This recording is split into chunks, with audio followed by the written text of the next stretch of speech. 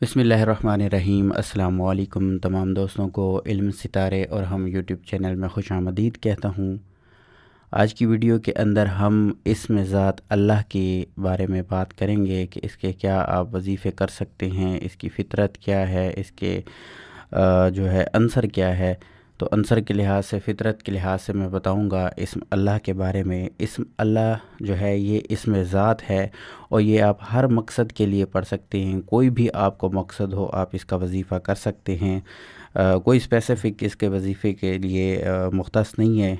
आप कोई भी आपका मकसद हो तो आप इसमें ज़ात को पढ़ सकते हैं।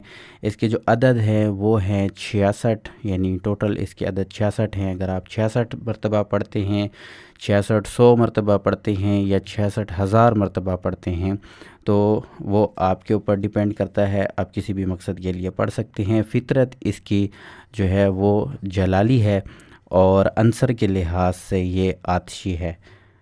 इंशाअल्लाह ऐसे ही तमाम अल्लाह के जितने भी सिफ़ाती नाम हैं उनके ऊपर वीडियोस अब आती रहेंगी। अल्लाह हाफ़िज़।